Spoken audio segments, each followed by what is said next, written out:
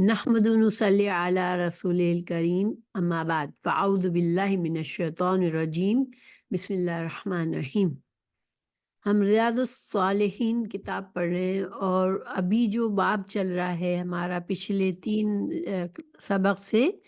وہ ہے باب المراقبہ۔ مراقبہ کا معنی یہ ہے کہ انسان کو اللہ کا احساس ہو، اللہ ہر حال میں ہمارے ساتھ ہے، ٹھیک ہے، اللہ ہمیں دیکھ رہا ہے، اللہ ہم سے غافل نہیں ہے۔ تو یہ جو اللہ سبحانہ تعالیٰ کی موجودگی کا احساس جو ہے، یہ مراقبہ ہے۔ اور اگر انسان کو جتنا زیادہ یہ احساس پکا ہوتا ہے، اتنا ہی زیادہ انسان اس دنیا کی زندگی میں اللہ کے قوانین کے مطابق زندگی گزارتا ہے، اللہ کا خوف اس کے ذہن پر ہوتا ہے۔ دیکھیں، اللہ سبحانہ تعالیٰ بہت ہی رحیم ہے، رحمان ہے۔ اللہ نے قرآن کے شروع میں ہی بتا دیا الرحمن الرحیم، لیکن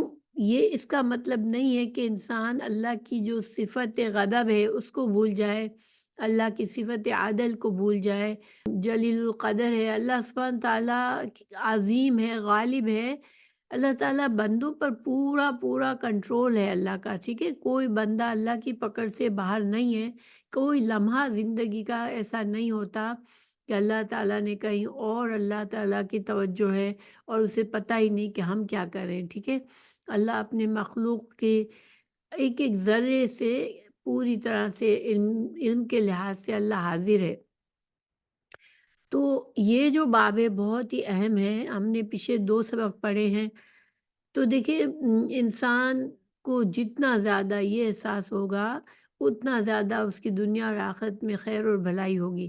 ٹھیک ہے۔ اس لیے اس کی ایک ایک حدیث کو ہمیں بہت اچھی طرح سمجھنا ہے اور اس کو یاد رکھنا ہے، اس کے مطابق عمل کرنا ہے۔ اب پہلے ہمیں جو کچھ احادیث بتائی گئیں اس میں ہمیں اللہ کی موجودگی کا احساس دلایا گیا۔ اس حدیث میں ہمیں اللہ کا خوف کتنا ضروری ہے وہ اس کو بتایا جا رہا ہے، ٹھیک ہے، کہ اللہ سبحانہ تعالیٰ ہمیں ہمارے گناہوں پر پکڑنے والا بھی ہے، ٹھیک ہے۔ تو یہ ہم اس حدیث کو پڑھتے ہیں انشاءاللہ کہ صحابہ کرام کا کیا معاملہ تھا، یعنی وہ اللہ کا خوف کس درجہ ان کے اندر ہوتا تھا، یہ ہمیں اس حدیث سے پتہ چلے گا۔ صحابہ کرام کا بال کے برابر کاموں کو بھی مہلک سمجھنا، یعنی چھوٹے سے چھوٹی بات بھی جو ان کو یہ ہے کہ یہ شاید اللہ کو نہیں پسند، تھوڑا سا شبہ بھی پیدا ہو جائے، تھوڑا شک بھی پیدا ہو جائے کسی کام میں، تو وہ اس کو مہلک سمجھتے تھے، شبہات سے بھی بچتے تھے، نہ صرف گناہوں سے بلکہ مشتبہ چیزوں سے اور کاموں سے بھی بچتے تھے۔ تو ہم اس حدیث کو پڑھتے ہیں۔ یہ چوتھی حدیث ہے جو حافظ صلاح الدین یوسف انہوں نے یہ جو اس باب کے تحت یہ الرابع چوتھی حدیث لائے ہیں۔ عن انس رضی اللہ عنہ قال انکم تعملون اعمالا هي ادق فی اعینکم من الشعر كنا نعدها على عهد رسول اللہ صلی اللہ علیہ وسلم من الموبقات، رواہ البخاری۔ یہ امام بخاری نے اس لفظ موبقات کا ترجمہ کیا ہے، الموبقات المہلکات، یعنی موبقات جو ہیں وہ ہلاک کرنے والی چیزوں کو کہا ہے۔ ترجمہ، چوتھی حدیث، حضرت انس رضی اللہ عنہ بیان کرتے ہیں تم ایسے کام کر بیٹھتے ہو جو تمہاری نظروں میں بال سے بھی زیادہ معمولی ہیں، لیکن ہم عہد نبوی صلی اللہ علیہ وسلم میں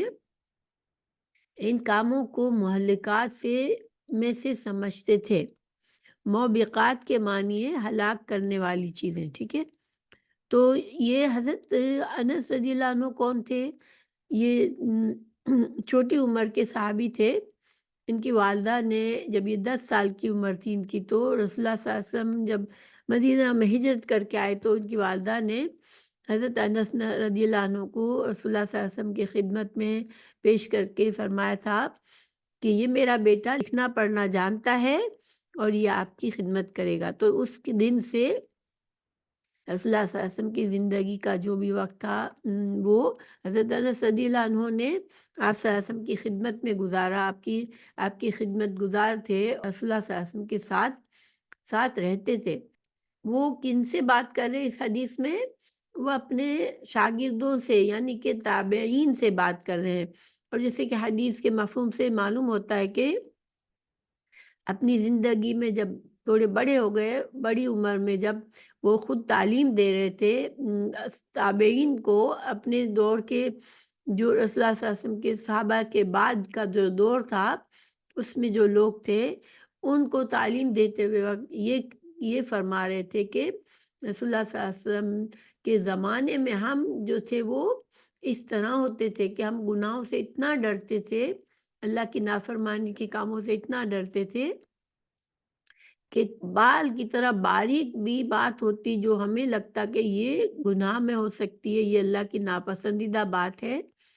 تو ہم اس کو اگر ہم سے ہو جاتی تو ہم اتنا ڈر جاتے تھے جیسے کہ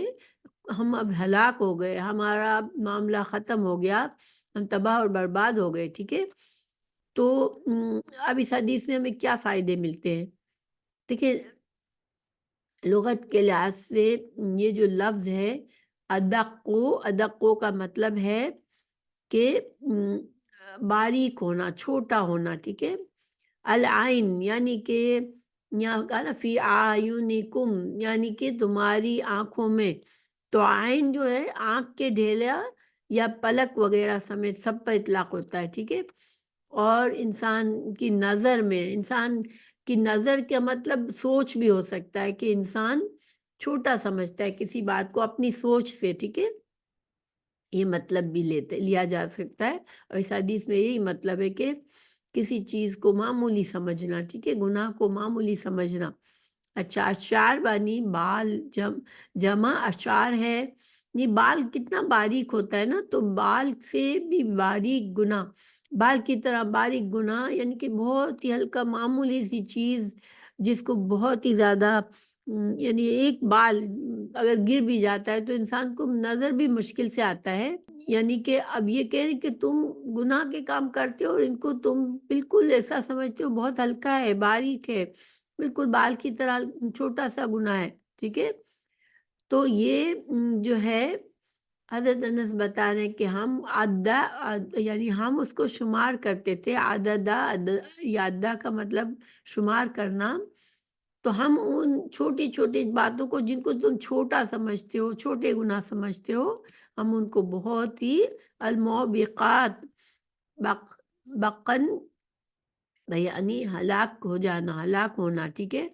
تو یعنی کہ جس سے بالکل انسان تباہ برباد ہو گیا، ہلاک ہونا کا مطلب ہوتا ہے کہ انسان ختم ہو گیا بالکل۔ اب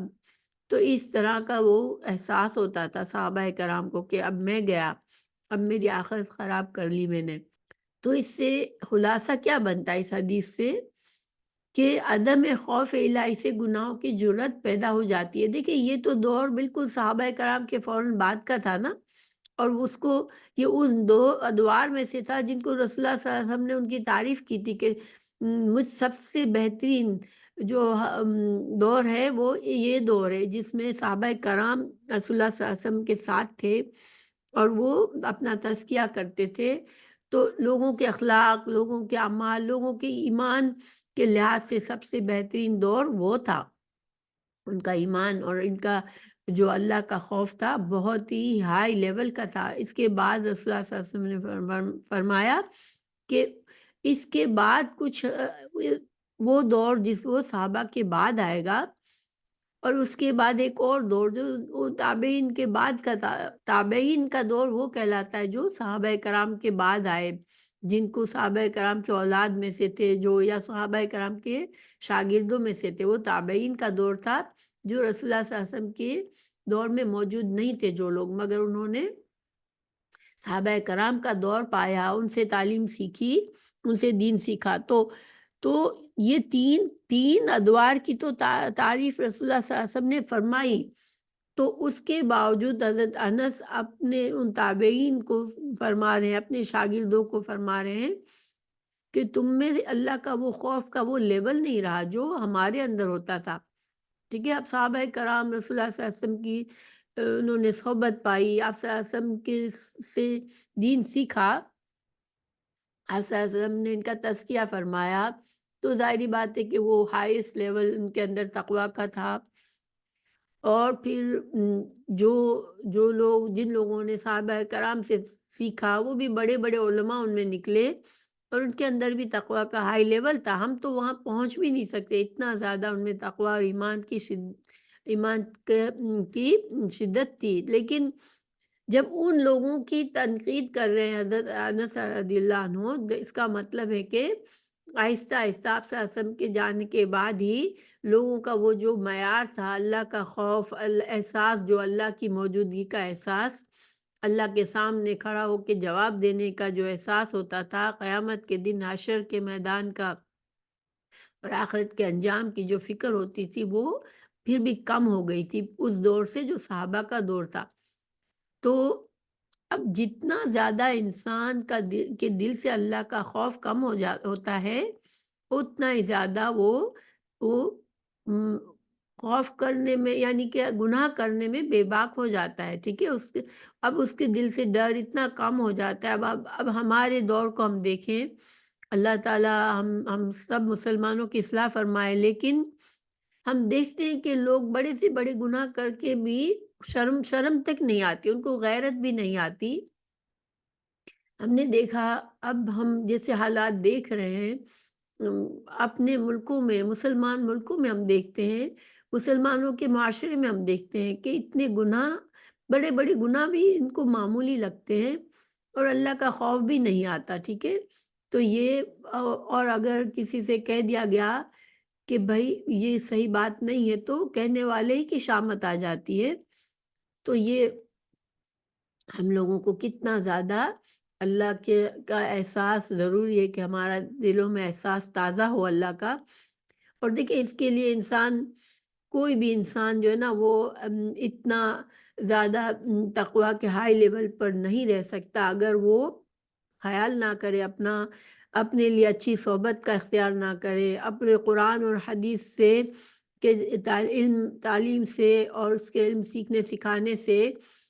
اپنے آپ کو جوڑ کے نہ رکھے، اور مسلسل اچھی صحبت کا خیال نہ کرے، تو انسان آہستہ آہستہ پھسلتا چلا جاتا ہے۔ ہم بعض اوقات کسی چیز کو جیسے اچھے جا رہے ہوتے ہیں، تقویٰ بھی ہے، ایمان بھی ہے، ہم عمل بھی کر رہے ہیں، ہم دین بھی سیکھ رہے ہیں، لیکن کوئی چھوٹا سا کام ہمیں لگتا ہے کہ اس میں، چلو اس میں کوئی برائی نہیں ہے، تو ہم اس کو کر بیٹھتے ہیں، ٹھیک ہے۔ جیسے اب ہم عام طور پر انٹرٹینمنٹ کے نام پر ہمارے لیے ایک بہت بڑا دروازہ کھل جاتا ہے کہ انسان اس میں گھسنے کے بعد بہت زیادہ اس کے لیے گناہ کے راستے اور اس کے لیے بگاڑ پیدا ہو جاتا ہے۔ اسی طرح اگر ہماری صحبت اچھی نہیں ہے، جس صحبت میں لوگوں کی غیبت کرنا، برائیاں کرنا، جھوٹ بولنا اور اس طرح گناہ کے کام کرنا، اللہ کی نافرمانی کے کام کھل کر کرنا، تو اگر ہمیں وہ اس طرح کی صحبت ہمارے پاس ہے تو اس کا برا اثر ہم پر فوراً آتا ہے۔ تو اللہ سبحانہ تعالیٰ ہمیں اتنا احساس دے کہ ہم ہر وہ احتیاط کریں اپنے طور سے کہ ہم اللہ کی موجودگی سے غافل نہ ہو۔ اسی لیے ہمیں صبح شام کی دعائیں سکھائی گئی ہیں، رسول اللہ صلی اللہ علیہ وسلم نے ہمیں صبح شام کی دعاؤں پر تاکید فرمائی ہے، کیونکہ اس میں ہماری حفاظت ہے۔ انسان اٹھتا ہے، بندہ مومن صبح اٹھ کے فجر پڑھ کے اپنی صبح شام کی دعائیں پڑھ لیتا ہے، تو گویا کہ اپنے آپ کو محفوظ کر لیتا ہے، تاکہ وہ اپنے نفس کے شر سے اور اس دن کے جو بھی شر اور برائیاں جس سے گزرنا پڑے گا، اس سب سے وہ اپنے آپ کو بچانے میں اس کے لیے آسانی ہو جاتی ہے۔ اسی طرح وہ شام میں پڑھ لیتا ہے، اسی طرح گھر سے نکلنے کی دعا سکھائی گئی، اسی طرح بیت الخلاء میں جانے کی دعا سکھائی گئی۔ یعنی ہمیں زندگی کے ہر لمحے میں بازار میں جانے کی دعا سکھائی گئی، یعنی ہر موقع پر ہمیں دعائیں کیوں سکھائی گئی ہے کہ ہر دعا جب ہم کرتے ہیں تو ہمارا ڈائریکٹ کنیکشن اللہ سے ہوتا ہے، اور وہیں پر ہمارا جو اللہ کی موجودگی کا احساس ہمارا تازہ ہو جاتا ہے، جو ہماری حفاظت کرتا ہے، کیونکہ جتنا زیادہ ہم اللہ کے موجودگی کا احساس ہمارے اوپر ہوگا، اتنا ہی زیادہ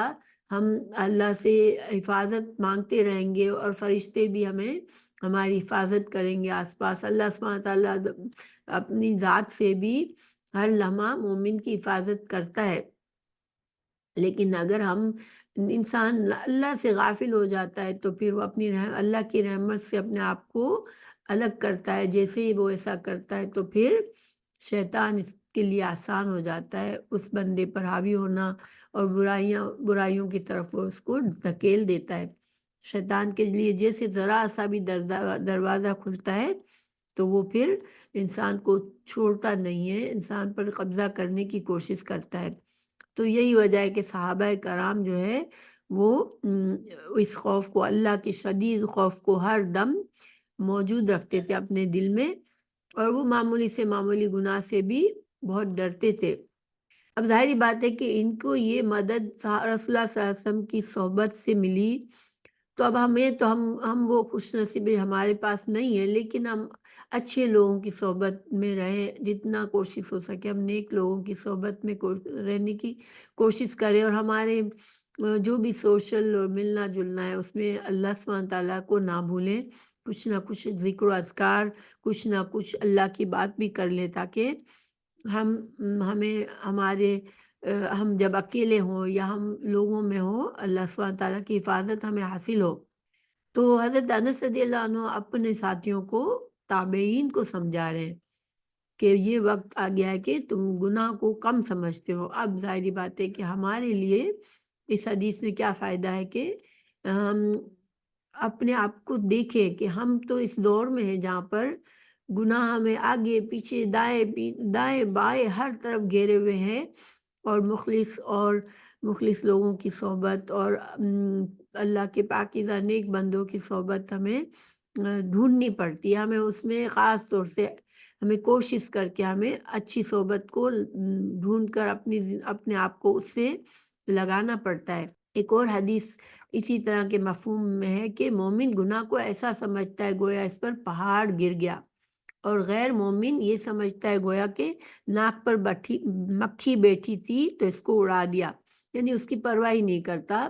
تو مومن اور نامومن، جو مومن نہیں ہے چاہے وہ مسلمان ہے مگر اس کا ایمان کمزور ہے، تو پھر وہ گناہوں کو ہلکا سمجھتا ہے، لیکن ایک مومن ہے جس کا ایمان تازہ ہے، وہ ایک ہر چھوٹی سی بظاہر چھوٹا گناہ لگتا ہے جو لوگوں کو، اس کو بھی وہ پہاڑ کی طرح سمجھتا ہے۔ تو جتنا ایمان مضبوط ہوگا اتنا زیادہ ہم انشاءاللہ اللہ کے قریب ہوں گے، اور اللہ کا احساس ہمارے ساتھ رہے گا، اور اللہ تعالیٰ ہمیں گناہوں سے بچائے گا۔ خلاصہ کیا ہوا کہ اللہ سبحانہ تعالیٰ کی عظمت اور جلالت کا تصور جو ہے وہی ہمیں گناہوں سے رکنے کی ہمت اور توفیق دے گا انشاءاللہ۔ تو اور اس کے لیے ہم اللہ سبحانہ تعالیٰ کے اسماء صفات کو اس پر غور کریں، سیکھیں، تب بھی انشاءاللہ اس سے ہمیں بہت فائدہ ہوگا۔ اب یہ جو دوسری حدیث ہے وہ غیرت اللہ کی صفت ہے، ٹھیک ہے؟ تو اب غیرت کیا ہے، ہم پہلے حدیث پڑھ کے اس کو سمجھتے ہیں۔ یہ 5ویں حدیث ہے اس مناقبہ کے باب میں۔ ان ابی ہریرہ رضی اللہ عنہ عن النبی صلی اللہ علیہ وسلم قال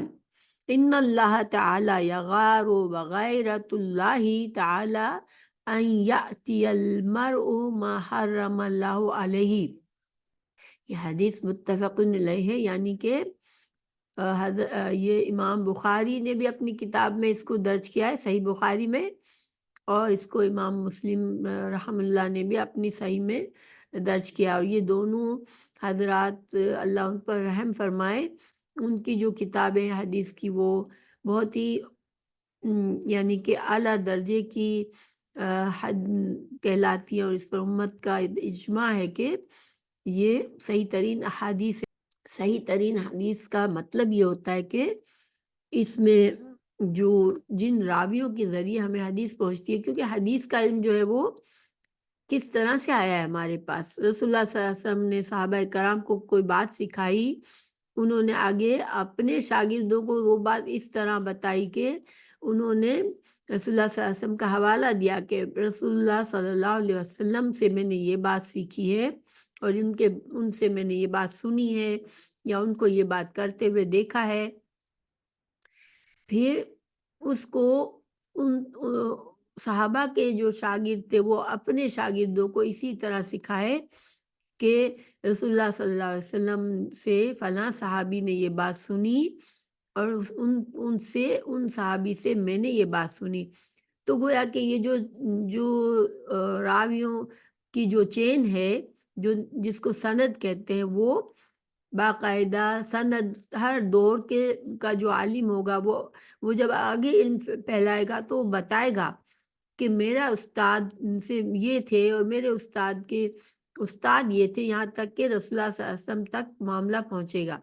جب ہم صحیح بخاری اور صحیح مسلم میں حدیث پڑھتے ہیں تو اس میں سند کے ساتھ ہوتی ہے حدیث، یعنی کہ رسول اللہ صلی اللہ علیہ وسلم تک بات کو پہنچایا جاتا ہے کہ فلاں سے حضرت امام بخاری یا امام مسلم نے اپنے استاد کا نام بتایا کہ ہم نے اس استاد سے سیکھی، انہوں نے اپنے اس استاد سے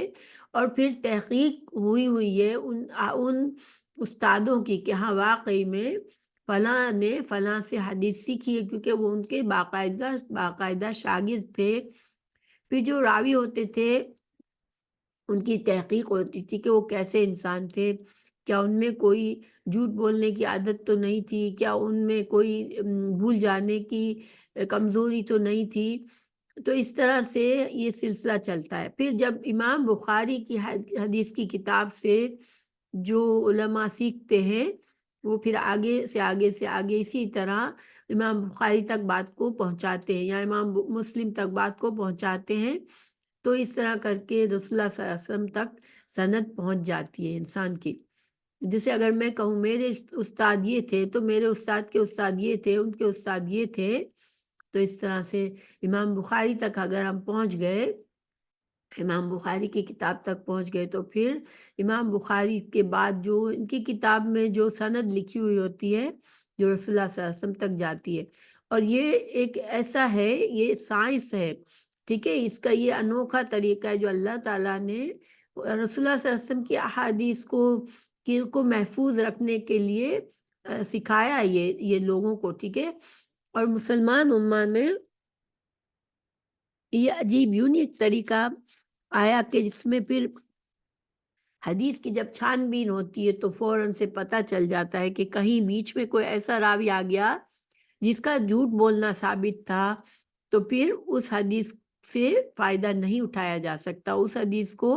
آپ آگے نہیں پہنچا سکتے، اس کے حکم پر آپ عمل نہیں کرتے، ٹھیک ہے. تو یہ بہت ہی اللہ سبحانہ تعالیٰ نے جس طرح قرآن کی حفاظت فرمائی ہے، اسی طرح اللہ سبحانہ تعالیٰ نے احادیث کے علم کو بھی حفاظت سے ہم تک پہنچایا ہے،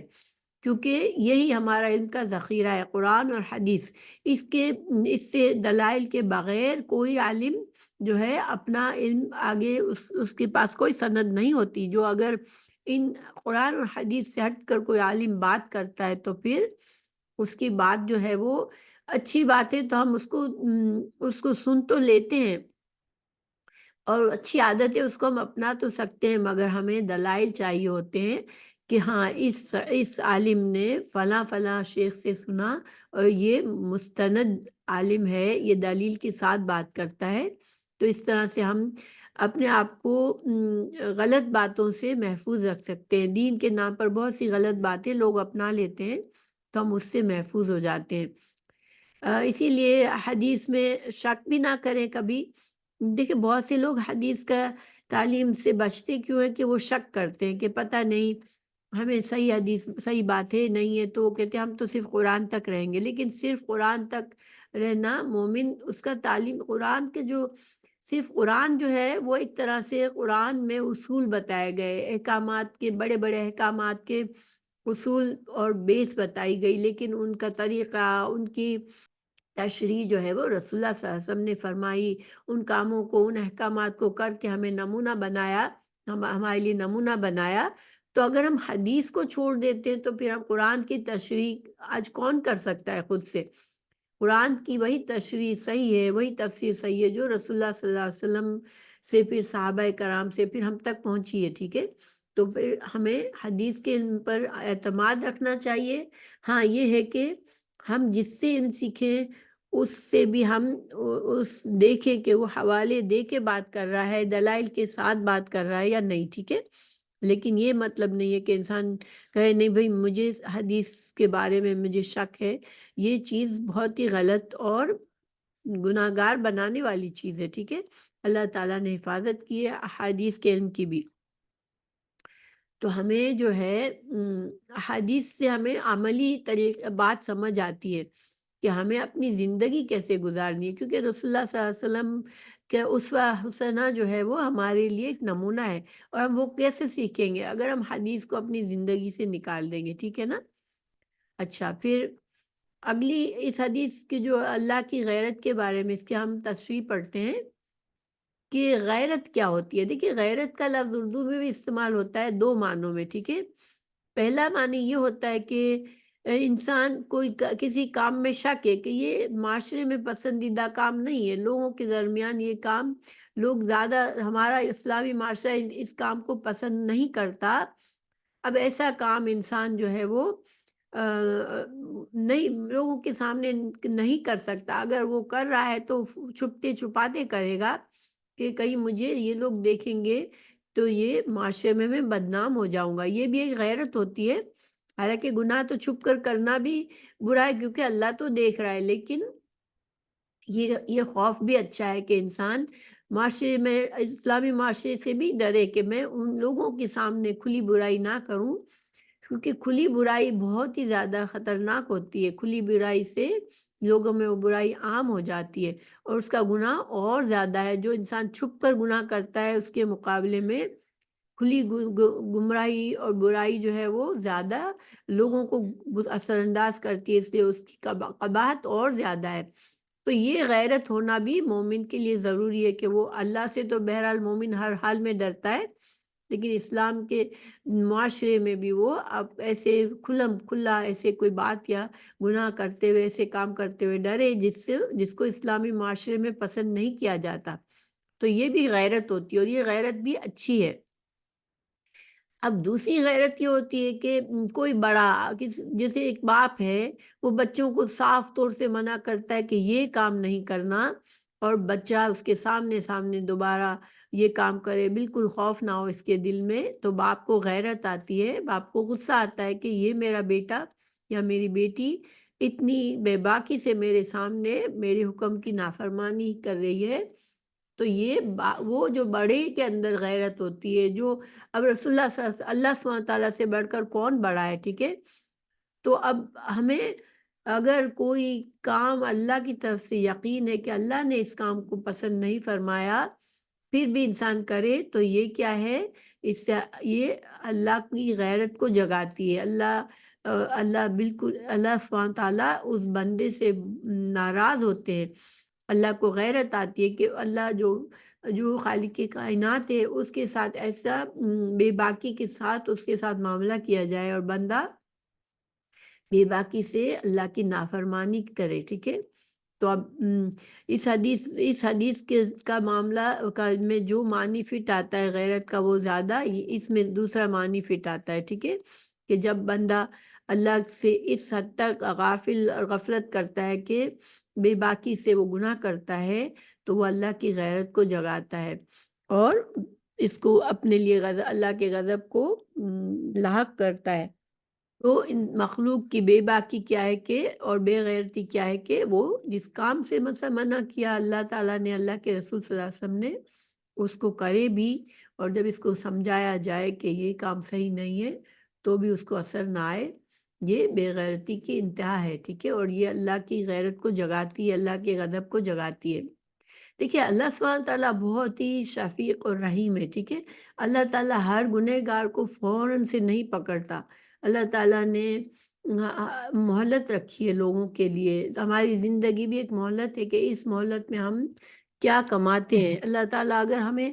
ہر بندے کو اب اس کی نافرمانی، اس کے گناہ پر فوراً سے اس کو سزا دیتے تو اور اس کی مہلت ختم کر دیتے، ایسا نہیں ہے، ٹھیک ہے۔ ہاں، کبھی کبھار جسے ہمیں قرآن و حدیث میں مثالیں ملتی کہ اللہ سبحانہ تعالیٰ نے کسی قوم کی مہلت رکھی تھی کہ وہ قوم نہ سدھری تو اللہ تعالیٰ پوری قوم کو ہی اللہ نے تباہ اور برباد کر دیا، ان کو ہلاک کر دیا۔ تو دیکھیے اب ہر انسان کی مہلت ایک ساتھ تو پوری نہیں ہوتی نا، زندگی کی مہلت اللہ نے الگ الگ رکھی ہے، لوگوں کو دیے، مگر یہ غضب کی انتہا کو پہنچا دیتے ہیں جب اللہ تعالیٰ کے اتنے زیادہ نافرمان پوری قوم ہے، پورا معاشرہ ہے، تو پھر ان قوموں کو اللہ نے ہلاک بھی کر دیا ہے۔ رسول اللہ صلی اللہ علیہ وسلم کی رحمت ہے کہ ہماری جو امت مسلمہ ہے ان کے اوپر یہ اللہ نے وعدہ کیا ہے، رسول اللہ صلی اللہ علیہ وسلم کی دعا کو قبول فرمایا ہے کہ پوری امت کو اس طرح سے اللہ تعالیٰ نہیں سزا دے گا۔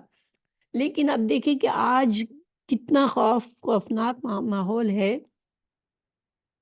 کہ اس اللہ کی اس مہلت کو اب شکر گزار ہونے کے بجائے کہ اللہ نے رسول اللہ صلی اللہ علیہ وسلم کی رحمت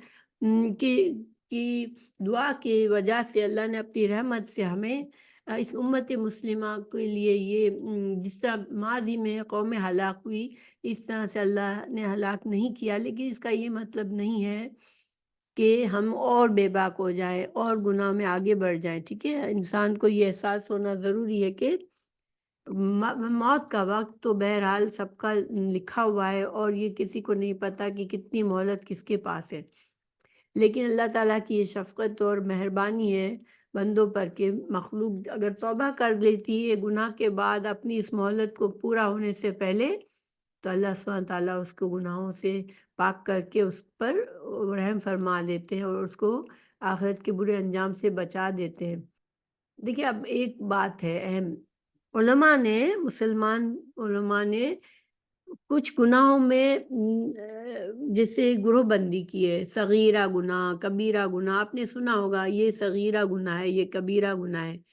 تو دیکھیں علماء نے واللہ عالم علماء نے اگر یہ تقسیم کی تو اس کا یہ مطلب ہے، یہ ہم کو اس طرح اس کو سمجھنا چاہیے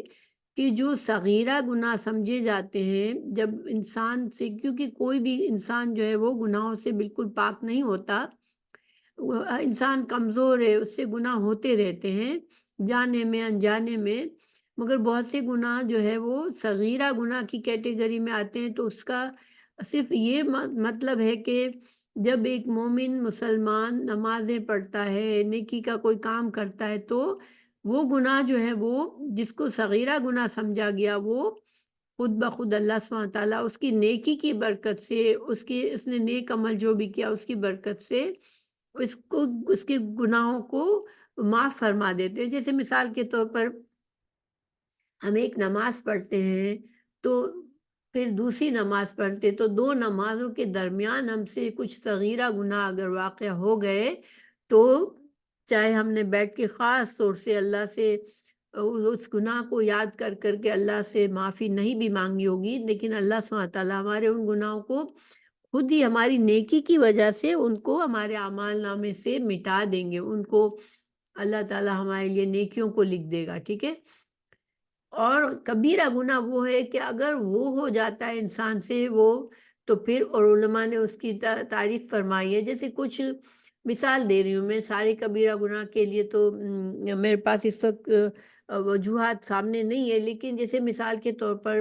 جن گناہوں پر حد جاری کی گئی، ٹھیک ہے، قرآن میں حدیث میں حد جاری کر دی گئی کہ یہ گناہ کی یہ سزا ہے، جیسے زنا کی سزا ہے، جیسے قتل جو انسان جانتے بوجھتے قتل کرتا ہے اس کی سزا ہے، تو ڈاکہ ڈالتا ہے، انسان چوری کرتا ہے، ان کی حدیں مقرر ہے، ٹھیک ہے، ان گناہوں کی جو سزا ہے وہ مقرر ہے اسلام میں۔ تو اب یہ گناہ ایسے ہیں کہ کسی سے زنا ہو گیا، کسی سے چوری کسی نے کر لی، کسی نے یعنی جھوٹ بولنا بھی ویسے کبیرہ گناہ میں آتا ہے، اور انسان جھوٹ کو آج کل کے زمانے میں بہت ہی عام بول لیتا ہے۔ تو کبیرہ گناہ وہ ہوتے ہیں کہ انسان کو پھر اس گناہ کو اگر کسی نے نہیں بھی دیکھا، اسے پکڑ لیا، اگر وہ گناہ سامنے آ گیا تو اسلامی حکومت اس پر وہ حد جاری کرے گی، لیکن کبھی ایسا ہوا کہ وہ گناہ پکڑا بھی نہیں گیا، لیکن وہ گناہ اس کے اعمال نامے میں رہتا ہے ایز اے کبیرہ گناہ، ٹھیک ہے؟ انلیس وہ انسان اپنے گناہ کا احساس کرے، نادم ہو، پھر اللہ سے اخلاص کے ساتھ پکی توبہ کرے اس ارادے سے کہ اللہ اب تو میرا یہ گناہ معاف کر دے، میں اب آئندہ اس گناہ سے میں اپنے آپ کو بچانے کی پوری کوشش کروں گا، میں کبھی اس کی طرف ارادہ نہیں کروں گا، تو اللہ سبحانہ تعالیٰ پھر اس توبہ کے بعد اللہ تعالیٰ مخلص توبہ کے بعد اس گناہ کو معاف فرماتی ہے۔ لیکن انسان اس گناہ کو جیسے کوئی بڑا کبیرہ گناہ ہوا، اس کے بعد بھی وہ کبھی اس سے معافی اس نے نہیں مانگی اور اسی حالت میں مر گیا، تو یہ شاید پھر آخرت میں اس کو اس گناہ کی سزا دی جائے گی۔ اس لیے کبیرہ گناہ اگر کسی سے ہو جائے تو پھر اس کے لیے مخلصانہ توبہ کرنا، پھر آئندہ کے لیے اس گناہ سے مکمل طور پر خود کو دور رکھنا، پھر اس کی جگہ پر حق تلفی اگر کیے کوئی ایسا گناہ ہے تو اس کو خمیازہ بھگتنا، اس کے بجائے اس برے کام کے بجائے اچھے کام کرنے کی کوشش کرنا، تو پھر وہ گناہ اس سے ہٹ جائے گا، ورنہ اس گناہ کے ساتھ انسان جائے گا۔ مگر بعض لوگ سمجھتے ہیں کہ کبیرہ صغیرہ گناہ، چھوٹے گناہ تو کوئی بات نہیں ہے، ٹھیک ہے، ہم کر سکتے ہیں، یعنی کوئی بات نہیں ہے۔ بعض لوگوں سے جیسے کہا جائے اگر کہ دیکھو بھائی یہ گناہ کا کام ہے، تم مت کرو اسے، تو وہ کہے گا میں نے کیا ہی کیا ہے، یہ تو چھوٹا سا گناہ ہے، اللہ تو رحیم ہے، یہ ہے وہ ہے۔ اس طرح سے معمولی سمجھنا گناہوں کو، جبکہ پتہ ہے کہ یہ اللہ کے نافرمانی کے کام ہے، چاہے چھوٹے سے چھوٹے ہیں، تو پھر جو انسان ان کو چھوٹا سمجھتا ہے، گناہوں کو چھوٹا سمجھتا ہے، کسی بھی گناہ کو چھوٹا سمجھتا ہے، تو وہ پھر کبیرہ گناہ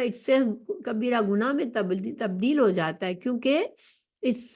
انسان نے نہ صرف اللہ کی نافرمانی کا کام کیا بلکہ اس کو معمولی سمجھا اور اس قابل نہیں سمجھا کہ وہ اللہ کے آگے توبہ کر لے،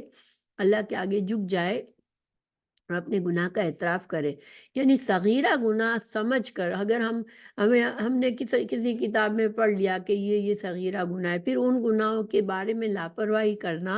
اور ان پر جمے رہنا، یہ بے باکی انسان کے ہر چھوٹے گناہ کو بڑا گناہ بنا دیتی ہے، کبیرہ گناہ بنا دیتی ہے، بلکہ اس پر سزا لازم کر رہی ہے اپنے انسان پر، وہ ایسا شخص۔ اب دیکھیں آج کل کے زمانے میں خاص طور سے یعنی کہ اب جو مرد و عورت کے جو ہمیں غیر محرم مرد اور عورت کے لیے جو ہمیں اسلام میں بتا دی گئی ہے حدیں کہ تمہیں غیر مرد کے ساتھ اور غیر عورت کے ساتھ کس طرح سے ہمیں رہنا ہے، ان کے ساتھ بات کا کیا معیار ہونا چاہیے، ان سے بات کرنی ہے، ان سے معاملہ کرنا ہے، کسی کام میں مرد اور عورت شامل ہیں، وہ کام اچھا ہے، خیر کا کام ہے اور مرد و عورت سب کے لیے کرنا ہے اسے۔ اب ایسے میں بھی انسان وہ ان حدود کا خیال رکھے جو اللہ نے غیر مردوں اور غیر عورتوں کے لیے رکھے ہوئے ہیں۔ صحابیات بھی دیکھے جنگ میں بھی جاتی تھی اور وہ زخمیوں کو پانی پلاتی تھی، ان کے لیے کھانے پینے کا انتظام کرتی تھی، ان کے لیے ان کے جیسے محرم پٹی کرتی تھی، تو یہ مطلب نہیں تھا کہ وہ ان عورتوں کو آزادی تھی، نہیں، وہ بھی اپنے حدود میں، اسلامی حدود میں رہ کر وہ محرم اور نامحرم کا خیال رکھتی تھی۔ تو ہم بھی اس طرح سے کسی بھی خیر کے کام میں بھی ہمیں اس کا احساس رکھنا ہے کہ یہ محرم ہے، یہ نہیں ہے۔ دیکھیے بعض معاشروں میں، اسلامی معاشروں میں بھی ہاتھ ملانا، مرد عورتوں کا ایک دوسرے کو ویلکم کے لیے بوسہ لے لینا، جیسے کسی سے مل کر انسان جیسے ایک بوسہ لے کر کچھ لوگ ویلکم کرتے ہیں، تو مرد و عورتوں میں اس طرح کی انسان اپنے لیے ایسے رسم و رواج اپنا لے، یہ سارے کیا ہے، یہ بہت بڑے بڑے گناہ ہیں، ٹھیک ہے، کیونکہ یہ گناہ یہ ویسے صغیرہ لگتے ہیں مگر یہ وہ گناہ ہے جو انسان کو کبیرہ گناہ کی طرف لے جاتے ہیں۔ تو ان کو اگر لاپرواہی سے انسان کرتا ہے کہ کوئی بات نہیں، یہ تو چھوٹی سی بات ہے، تو یہ رویہ غلط ہے۔ خلاصہ کیا ہے کہ صغیرہ گناہ کو ہلکا سمجھنا اور اس پر قائم رہنا یہ اٹ سیلف ایک کبیرہ گناہ ہے، ٹھیک ہے۔ کسی کا قول ہے کہ گناہ کو دوسرے گناہ سے، ایک گناہ کو دوسرے گناہ سے کی نسبت دینا کہ یہ گناہ چھوٹا ہے اور یہ بڑا ہے، ٹھیک ہے، یہ رویہ جو ہے انسان اگر اس طرح سے دیکھتا ہے اس کو، تو اس کو یہ دیکھنا چاہیے کہ وہ گناہ کس کا کر رہا ہے، یعنی کہ وہ چھوٹا گناہ سمجھ کے جو نافرمانی کر رہا ہے وہ کس کی نافرمانی کر رہی ہے۔ اللہ سبحانہ تعالیٰ سے عظمت کس کی زیادہ ہے دنیا؟ اللہ سبحانہ تعالیٰ خالق کائنات ہے، مالک ہے، مدبر ہے، ہر چیز پر اللہ تعالیٰ کا مکمل کنٹرول ہے۔ تو اگر اس ذات کے ناراضگی کا کام ہے اور اس کو انسان اس کا جیسے کلاس بندی کرتا ہے اور کیٹیگریز بناتا ہے کہ یہ چھوٹا گناہ ہے، یہ بڑا گناہ ہے، تو یہ اس کو ڈرنا چاہیے کہ تو اللہ کی نافرمانی کام ہے، چاہے چھوٹے یا بڑے۔ صغیرہ اور گناہ اور کبیرہ گناہ کی جو تقسیم علماء نے کی ہے، جو وہ میں نے شروع میں بتا دی کہ اس کا ایک فائدہ ہم لے سکتے ہیں کہ وہ گناہ ہم زیادہ سے زیادہ اگر نیکی کے کام کریں گے اس خیال سے کہ ہم سے چھوٹے چھوٹے گناہ ہر وقت ہو جاتے ہیں، چاہے ہمیں احساس ہو نہ ہو، اور ہم نیکیوں کے کاموں میں سبقت کریں گے یہ سوچ کر کہ اللہ سبحانہ تعالیٰ ہماری نیکیوں سے ہمارے ان گناہوں کو مٹا دیں گے، تو یہ صحیح ہے، ٹھیک ہے۔ اور اس کا خلاصہ کیا ہے کہ انسان گناہ کے کام، نافرمانی کے کاموں کا کرنا،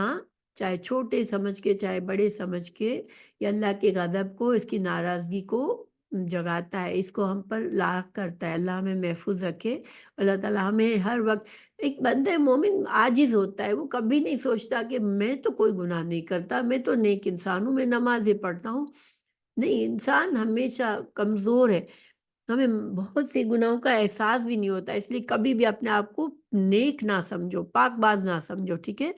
اللہ جانتا ہے کون پاک باز ہے۔ بندہ مومن عاجز ہوتا ہے، وہ ہر لمحہ اللہ کے تقویٰ کو پکڑ کے رکھتا ہے کہ نہیں، میں کمزور ہوں، مجھ سے گناہ ہوتے ہیں اور میں ان گناہوں سے خود کو بچاؤں۔ دیکھیے سورہ فاتحہ میں اللہ سبحانہ تعالیٰ نے فرمایا ایاک نعبد و ایاک نستعین، ہمیں کیا سکھایا؟ بندہ مومن کیا کہتا ہے؟ یا اللہ میں تیری عبادت کرتا ہوں، ٹھیک ہے، ایاک نعبد، میں صرف تیری عبادت کرتا ہوں۔ عبادت کا مطلب یہاں پر اللہ کی مکمل فرما برداری، اللہ کے احکاماتوں کا پاس رکھتا ہوں میں۔ یا اللہ میں وہی عبادات کرتا ہوں جو تو نے مجھے کرنے کو کہی، میں وہی کام کرتا ہوں جو تجھے پسند ہے۔ مگر پھر فوراً کیا کہا؟ ایاک نستعین، یعنی یا اللہ میں تیری مدد چاہتا ہوں۔ کیوں مدد چاہتا ہوں؟ کہ یہ اس حد تک تیری فرما برداری رکھنا، میں بہت کمزور ہوں، مجھ سے گناہ ہو جائیں گے، یا اللہ میں تیری مدد چاہتا ہوں کہ تو مجھے میری اس نیت میں قائم رکھ کے میں صرف تجھ سے تیری عبادت کروں، تیری فرما برداری میں زندگی گزاروں۔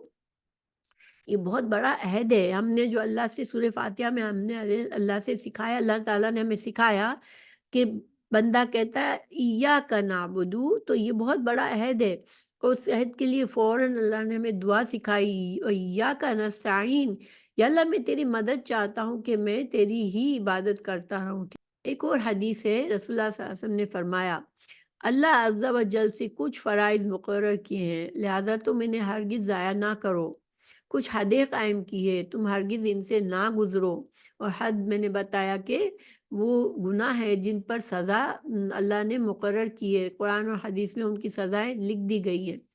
تو تم ایسے کام ہرگز نہ کرو۔ کچھ چیزیں حرام کی ہیں کہ انہیں ہرگز ہلکا نہ جانو، ٹھیک ہے، اللہ کے کیے ہوئے حرام کو کبھی بھی ہلکا نہ جانو، اور اس نے تم پر رحمت فرماتے ہوئے دانستہ کچھ چیزوں سے سکوت فرمایا ہے، لہذا ان کی جستجو نہ کرو۔ دیکھیں یہ بھی اہم پوائنٹ ہے کہ قرآن اور حدیث میں ہمیں ہر چیز کی تفصیل بتائی گئی، یہ گناہ ہے، یہ ثواب ہے، اس سے بچو، اس سے یہ کر سکتے ہو تم۔ لیکن بہت سی چیزیں ایسی بھی زندگی میں آتی ہیں جو کہ جس کے بارے میں بالکل کلیئر واضح ہمیں حکم نہیں ملتا، ٹھیک ہے۔ دیکھیے ایک مثال میرے سامنے اس وقت آ رہی ہے کہ کوئی انسان مسلمان گھر میں پیدا ہوا، اب اس نے اپنی زندگی کے 30 40 سال بغیر نمازوں کے بغیر روزوں کے گزار دیے، حالانکہ وہ مسلمان ہے، جانتا ہے میں مسلمان ہوں، لیکن اس نے کوئی عبادت کا کام نہیں کیا، جو فرائض ہیں اس پر اس کو بالکل اس نے اگنور کیا، یا کیا تو بہت ہی سستی سے کم کیا، جب من مانی کی اس میں۔ اب یہ تو گناہ کبیرہ ہے کہ اللہ تعالیٰ کے نماز فرض ہے، جو پہلا فرض ہے اسلام میں، آتے ہی فوراً وہی انسان چھوڑ دے، یہ تو بہت ہی بڑا گناہ ہے۔ اب دیکھیں 40 سال 50 سال کے بعد، کسی کو 60 سال کے بعد احساس ہوا کہ یا اللہ میں نے تو کوئی نمازیں نہیں پڑھی، اور پڑھی تو بہت کم پڑھی ہیں، بہت سے فرائض میں نے چھوڑ دیے، اب کیا کرے؟ تو دیکھیں اس کے لیے اب ہمیں یہ تو بہت بڑا گناہ ہے حالانکہ، لیکن قرآن اور حدیث میں واضح طور پر نہیں کہہ دیا گیا کہ جس نے ایسا کیا وہ اب کیا کرے، ٹھیک ہے، کس طرح سے وہ اب اس گناہ کو اپنے سر سے، اس کے بوجھ کو ہٹائے۔ تو علماء نے پھر کیا کیا کہ اس پر اجتہاد کیا، ٹھیک ہے۔ اب اس کے لیے دو رائے ہیں، ایک رائے یہ ہے کہ اب انسان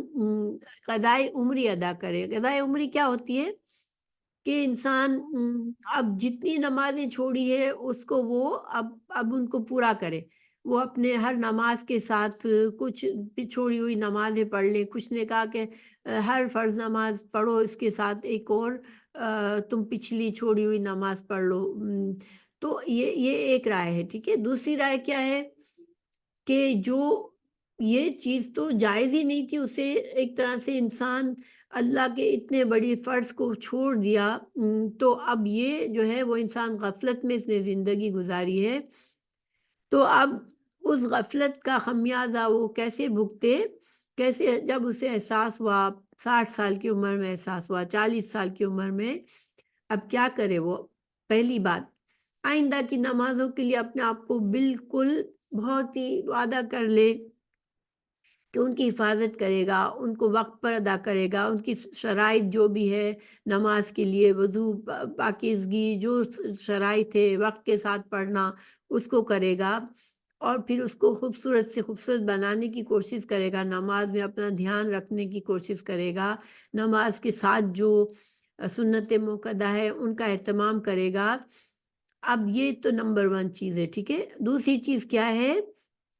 کہ چونکہ نیکیاں گناہوں کو صاف کر دیتی ہیں، تو پھر وہ کیا کرے؟ نیکی کے کاموں میں کثرت کرے، اللہ سے استغفار کرتا رہے کہ یا اللہ مجھ سے بہت غلطی ہوئی ہے، بہت ہی مجھ سے غفلت ہوئی ہے، اور نفلی نمازوں کی کثرت کرے، ٹھیک ہے، بہت زیادہ نفلی نمازیں پڑھے، خاص طور سے وہ نمازیں جو زیادہ اہمیت رکھتی ہیں، یعنی کہ قیام اللیل کی عادت ڈال لے انسان ہو سکے تو، یا انسان اپنی سنت موقدہ پر بہت زیادہ اہتمام اور پابندی کرے، اور جہاں بھی نفلی نمازوں کا موقع ملے ان کو پڑھتا رہے، نفلی نمازوں میں کثرت کرے، اور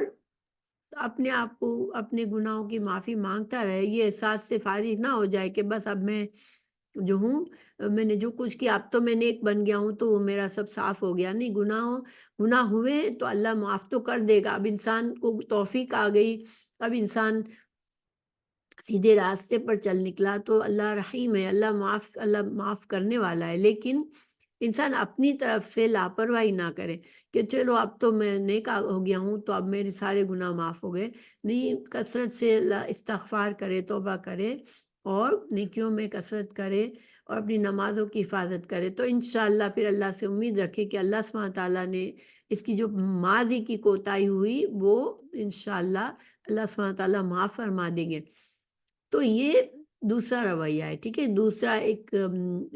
دوسرے علماء نے یہ بات کہی کہ کیا کرے؟ استغفار کی کثرت کرے، اپنی آئندہ کی نمازوں کی حفاظت کرے، اور دوسرا نفلوں کی کثرت کرے، نفل نماز کی کثرت کرے، اور قیام اللیل وغیرہ کا اہتمام کرے، اور سنت موقدہ میں پابندی کرے، اور نیکی کے زیادہ سے زیادہ کام کرے، اور اللہ سے استغفار کرتا رہے، تو انشاءاللہ اس کے پچھلے گناہ معاف ہو جائیں گے۔ پچھلی نمازیں جو اس نے ضائع کر دی اپنی غفلت میں، وہ اللہ سبحانہ تعالیٰ اس کو اس گناہ سے پاک کر دیں گے۔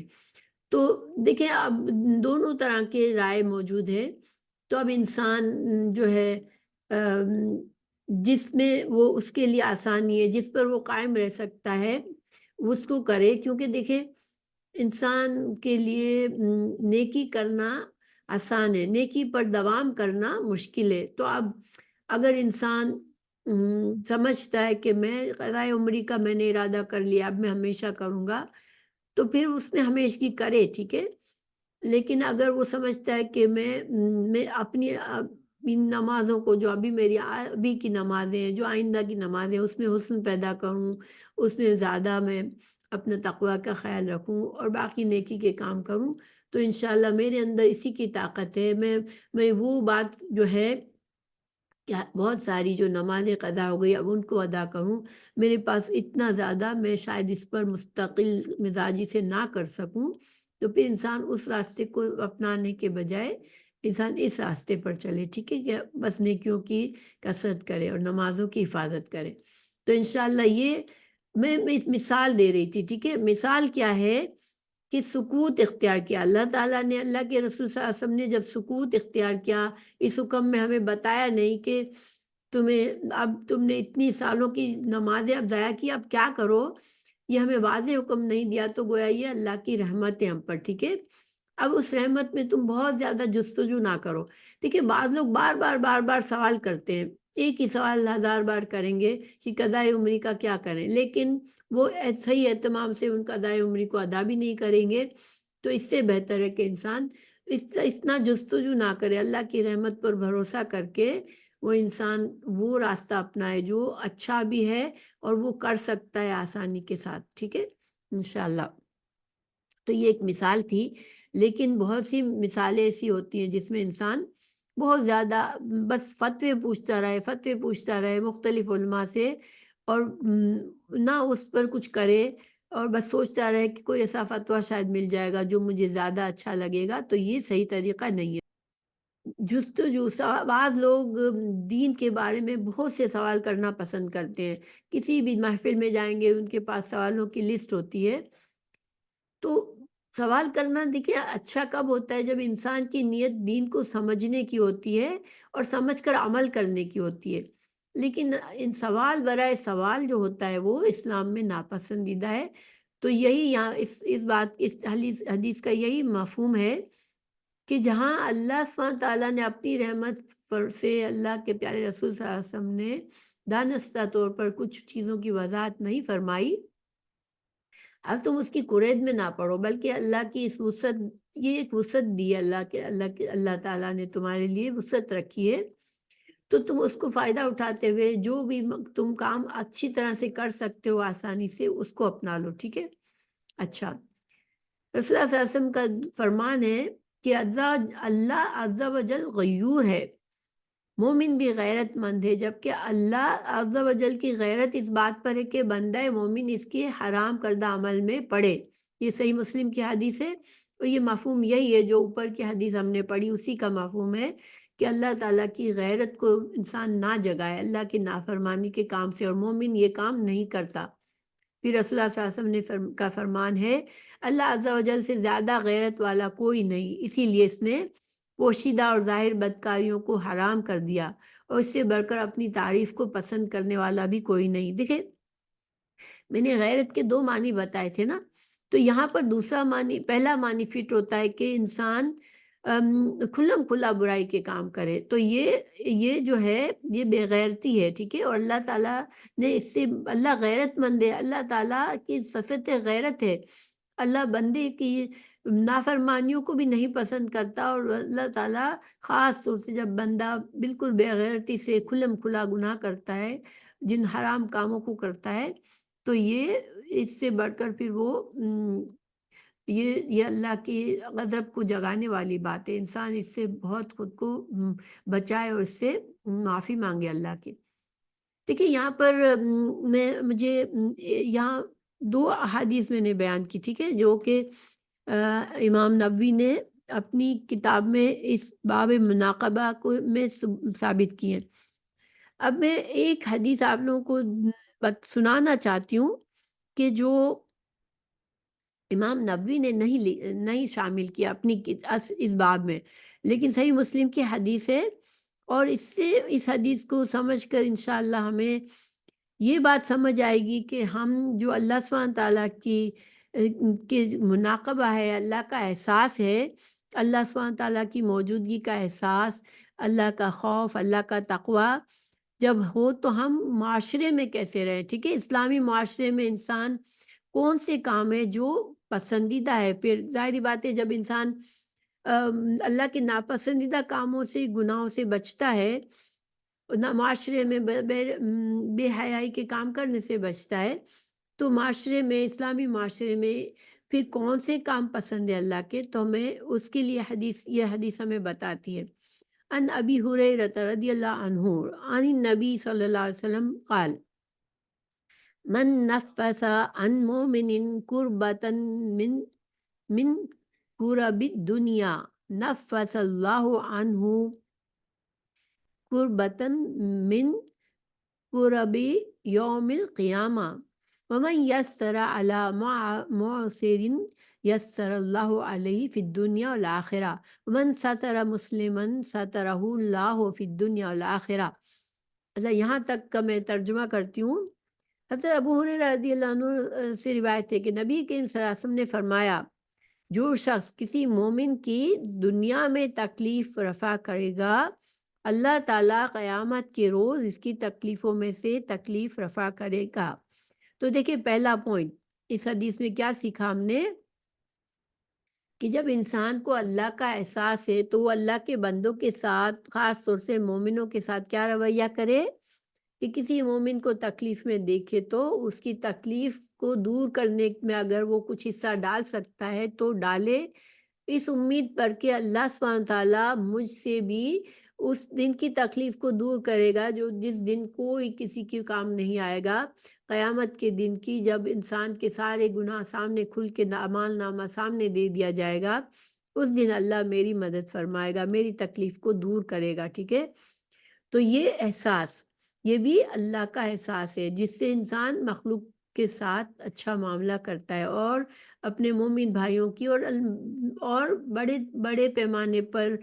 تمام انسانوں اور اللہ کی مخلوق کے ساتھ یہ کام کرتا ہے کہ کسی کی تکلیف کو دیکھتا ہے تو اس کی تکلیف دور کرنے میں اس کی مدد کرتا ہے، اس امید سے، اس نیت سے کہ اللہ بھی مجھ سے تکلیفوں کو دور کرے گا۔ اچھا،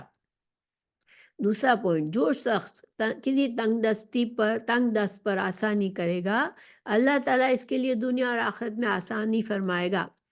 دیکھیں تنگ دست کے لیے آسانی کرنے میں کیا بہت سے کام آ سکتے ہیں۔ کسی نے قرض لیا ہے، اب آپ کو پتہ ہے کہ اس کو اس قرض کو ادا کرنے کی ہمت ہی نہیں ہے، اس وقت پورا ہو گیا ہے لیکن وہ قرضہ ادا نہیں کر سکتا، تو مومن کے لیے انسان اس کو ڈھیل دے سکتا ہے اگر، اور اس کے لیے وہ کر سکتا ہے، اس کے پاس اتنے وسائل ہیں کہ وہ اس شخص کے قرض کو ڈھیل دے سکتا ہے، تو ڈھیل دے، وہ اس کے لیے آسانی کرے۔ تو یہ اللہ تعالیٰ اس کو ہر دن جو ہے جتنا وہ اس کو ڈھیل دے گا اتنا اللہ سبحانہ تعالیٰ اس کے لیے صدقے کا اجر ثواب دے گا، ٹھیک ہے؟ تو اسی طرح سے بہت سی تنگی ہو سکتی ہے، کسی کو کسی کی زندگی میں کوئی ایسی تنگی ہے جس میں آپ کوئی رول ادا کر سکتے ہیں، تو اب ضرور کریں اس نیت پر کہ اللہ تعالیٰ میری تنگی بھی دور کرے گا، دنیا اور آخرت میں میرے لیے بھی آسانی فرمائے گا۔ پھر بہت ہی اہم بات، تیسری بات، جو شخص کسی مسلمان کی عیب پوشی کرے، اللہ تعالیٰ دنیا اور آخرت میں اس کی عیب پوشی فرمائے گا۔ دیکھیے یہ بہت ہی اہم بات ہے جس کی اس کی پاسداری کرنا ہمارے لیے بہت مشکل ہوتا ہے، کیونکہ ہمیں کسی کی باتیں پتہ ہوتی ہے تو ہمیں اس کی حفاظت کرنے میں بہت ہی سستی ہو جاتی ہے ہم سے، ہم لوگوں کی باتوں کو عام کر دیتے ہیں، لوگوں کے عیبوں کی تشہیر کر دیتے ہیں، لیکن عیب پوشی کرنا اللہ کو پسند ہے، ٹھیک ہے؟ اللہ تعالیٰ کا معاملہ ہے، کسی کا عیب ہے، کسی کے اندر برائی ہے تو یہ اللہ کا معاملہ ہے، آپ اس کو خود اکیلے میں اس کو سمجھا کر اس کی تعلیم اور اس کی اصلاح کریں، وہ دوسری بات ہے، لیکن اس کو عام نہ کریں کسی کی برائی کو، ٹھیک ہے؟ تو اللہ سبحانہ تعالیٰ، پھر ہمارے بھی عیب ہوتے ہیں، کوئی بھی بے عیب نہیں ہے، تو اللہ سبحانہ تعالیٰ ہمارے عیبوں پر پردہ کرے گا۔ تو انسان اس امید پر اپنی سعادت کو بہتر بنائے کہ وہ لوگوں کے عیب کو دوسروں کے سامنے نہ بیٹھ کے بتائے۔ تیسری بات، اللہ بندے کی مدد کرتا رہتا ہے جب تک بندہ اپنے بھائی کی مدد فرماتا ہے۔ دیکھیے کون ہے جس کو اللہ کی مدد کی ضرورت نہیں ہے، ٹھیک ہے؟ تو اور معاشرے میں ہم نظر دوڑائیں، ہر لمحہ ہمیں وہ ایسے لوگ نظر آتے ہیں جن کی ہم مدد کر سکتے ہیں۔ تو ہم اگر اس نیت پہ ہمیں اللہ کا احساس ہوگا کہ اللہ تو دیکھ رہا ہے مجھے،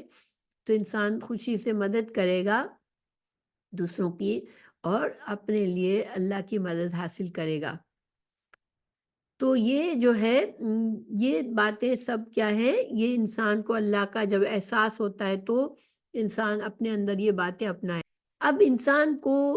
کس چیز سے مدد مل سکتی ہے کہ اللہ کا احساس اس کے لیے بالکل اس کے ذہن میں تازہ ہو، اور انسان کو پتہ ہو کہ کون سی باتیں ناپسندیدہ ہے اللہ کے لیے اور کون سی پسندیدہ ہے۔ تو اس وجہ سے دین کی تعلیم سیکھنا، دین کا علم سیکھنے کے لیے ہمیں بہت ہی انکریج کیا گیا۔ تو اسی حدیث میں جو میں پڑھ رہی ہوں اس کے آخری حصہ ہے کہ جو شخص طلب علم کی خاطر کوئی راہ چلے، اس کی عوض اللہ تعالیٰ اس کے لیے جنت کا راستہ آسان فرمائے گا۔ جب کچھ لوگ اللہ تعالیٰ کے کسی گھر میں کتاب اللہ کی تلاوت اور تعلیم کے لیے جمع ہوتے ہیں تو اس پر سکینت نازل ہوتی ہے، اللہ تعالیٰ کی رحمت انہیں ڈھانپ لیتی ہے اور اللہ تعالیٰ کے فرشتے انہیں گھیر لیتے ہیں۔ اللہ تعالیٰ ان لوگوں کا ذکر اپنے ہاں موجود مخلوق میں کرتا ہے، جسے خود اس کا علم ہی اور جسے خود اس کا عمل ہی پیچھے چھوڑ دے، اس کا نسب اسے آگے نہیں لاتا۔ یہ پانچویں بات ہے۔ تو گویا کہ علم کی فضیلت ہمیں بتائی گئی اس میں کہ چونکہ بندہ مومن کب اللہ کو راضی کرے گا؟ جب اس کے پاس علم ہوگا کہ اللہ راضی کیسے ہوتا ہے، ٹھیک ہے؟ اللہ کا احساس کب اس کے لیے تازہ ہوگا؟ جب وہ اللہ کی پہچان اسے ہوگی، اور یہ چیز ہمیں قرآن و حدیث کے علم سے ہی حاصل ہوتی ہے۔ اسی وجہ سے علم کے بارے میں بہت سی فضیلت کی حدیث ہیں۔ علم حاصل کرنے کی کوشش ہی اللہ سبحانہ تعالیٰ کو پسند ہے، اور یہ جنت کا راستہ ہے۔ ایک شخص علم سیکھنے سکھانے میں مصروف رہتا ہے تو اسی میں اگر وہ مر گیا تو وہ پھر اللہ کے جنت کے راستے پر مرا ہے، اور انشاءاللہ اس کے لیے جنت ہے، ٹھیک ہے؟ اچھا، اور آخری بات کہ جس شخص کا عمل ہی اسے پیچھے چھوڑ دے، اس کا نسب اسے آگے نہیں لا سکتا۔ دیکھیں انسان دنیا میں اعلیٰ نسب پر بڑی فخر کرتا ہے، ٹھیک ہے؟ میرے باپ دادا تو ایسے ہیں، میرے باپ دادا نے تو یہ کام کیے، اس سے انسان بڑا فخر کرتا ہے۔ لیکن فخر انسان کو اس پر کرنے سے فائدہ نہیں ہے۔ ہر انسان کا اپنا عمل ہے جو اسے آگے بڑھائے گا۔ اللہ کے نزدیک عمل کی اہمیت ہے، تو انسان اپنے عمل پر نظر رکھے، اس کو بہتر بنائے۔ انشاءاللہ آج کے سبق کے لیے اتنا کافی ہے۔ اللہ سبحانہ تعالیٰ ہمیں ہر لمحہ جو اللہ مراقبہ، اللہ کا احساس ہمارے دل میں جگائے رکھے، اور ہمیں اللہ تعالیٰ نفع بخش علم عطا فرمائے کہ ہم اللہ سبحانہ تعالیٰ کی رضا حاصل کر سکے اور غفلت میں زندگی ضائع نہ کرے۔ آمین۔